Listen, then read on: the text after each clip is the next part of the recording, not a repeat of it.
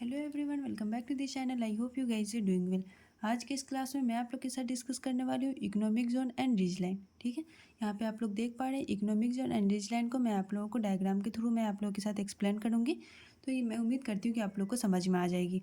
यहाँ पे आप लोग देख सकते हैं ना कि ये पॉजिटिव क्वाड्रेंट है, यहाँ पे लेबर है और यहाँ पे कैपिटल है। ठीक है, सबसे पहले मैं आप लोग को ये बता दूं ना कि आपको पता है कि आपका जो आइसोकॉन्ट है या फिर इंडिफरेंस कर्व है, ये दोनों जो है ना एक सर्कल का पार्ट है। ठीक है, मैं आप लोग को पिछले क्लास में आइसोकॉन्ट भी बताई हूँ और इंडिफरेंस कर्व भी पढ़ा चुकी हूँ। तो मैं उम्मीद करती हूँ कि वो आप लोग को समझ में आई होगी। अगर जो बच्चे नहीं देखे ना वो वीडियो, तो प्लीज़ वो वीडियो ज़रूर देखिएगा, तो आप लोग को बहुत अच्छे से समझ में आ जाएगी। ठीक है, तो यहाँ पे मैं आप लोग को यही बताना चाहती हूँ ना कि ये जो मैंने ब्लू पेन से दिखाया है ना, ये मैं ना आइसोकॉन्ट या इंडिफरेंस कर्व बनाई हूँ।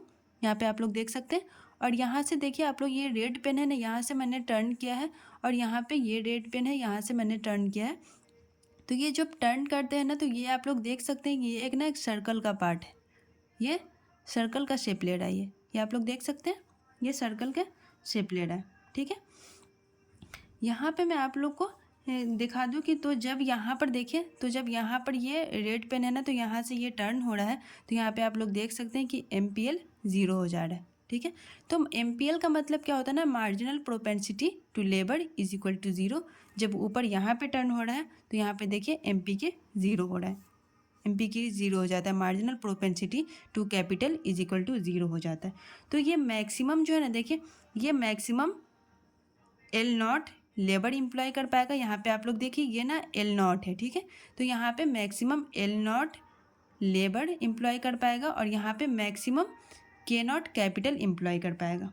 ठीक है, यहाँ पे इस आउटपुट के लिए देखिए, इस आउटपुट के लिए मैक्सिमम L0 लेबर इम्प्लॉय कर पाएगा और इस आउटपुट के लिए मैक्सिमम K0 कैपिटल इतना इम्प्लॉय कर पाएगा। ठीक है, सिमिलरली अगर इस यहाँ पे इसके आउटपुट को बढ़ाना है, ठीक है, तो इसके आउटपुट को बढ़ाना, तो यहाँ पे आएगा इंडिफरेंस कर्व। देखिए इंडिफरेंस कर्व, यहाँ पे आइसोकॉन्ट ऊपर आ जाएगा जब इसको अगर बढ़ाना है तो यहाँ पे आप लोग देख सकते हैं कि जब इसको हम ऐसे टर्न करते हैं और इसको जब ऊपर की तरफ टर्न करते हैं तो ये एक सर्कल का शेप ले रहा है। ठीक है, यहाँ पे जब देखिए, जब इन दोनों पॉइंट्स को जब मिलाते हैं, देखिए यहाँ पे इन दोनों पॉइंट्स को जब मिलाते हैं, यहाँ पे देखिए, और इधर से इन दोनों पॉइंट्स को जब मिलाते हैं ना, तो ये जो लाइन है ना, इसे ही रिज लाइन बोलते हैं। ठीक है, ये L0 और L1, ये मैंने दोनों को ऐसे दिखा दिया ताकि इसी को, ये दोनों लाइन जो है इसी को रिज लाइन बोलते हैं। L0 L1, यहाँ पे देखिए इसे रिज लाइन बोलते हैं। ये लाइन को आप लोग ध्यान दीजिएगा, जब इन दोनों पॉइंट को जब हम मिलाते हैं, यहाँ से इन दोनों पॉइंट को मिलाए और यहाँ से इन दोनों पॉइंट को मिलाए ना, तो ये जो है ना रिज लाइन, इसी लाइन को हम रिज लाइन कहते हैं। मतलब इन्हीं दो पॉइंट्स के बीच में देखिए, और इन्हीं दो पॉइंट्स के बीच में वो किसी भी रेशियो में लेबर एंड कैपिटल का एम्प्लॉय कर पाएगा।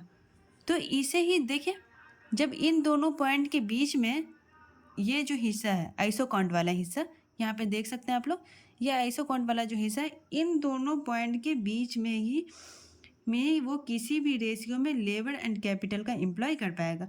तो इस जो है ना, इन दोनों के बीच के हिस्से को ही हम ना इकोनॉमिक जोन बोलते हैं।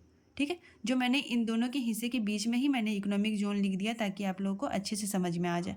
ठीक है, तो मैं उम्मीद करती हूँ कि आप लोगों को सारी चीज़ें समझ में आ गई होगी कि इकोनॉमिक जोन क्या होता है और रिज लाइन क्या होता है। तो मैं इस वीडियो को यहीं पे एंड करती हूँ। अगर वीडियो अच्छी लगी तो लाइक करें, शेयर करें एंड सब्सक्राइब करें। Thank you.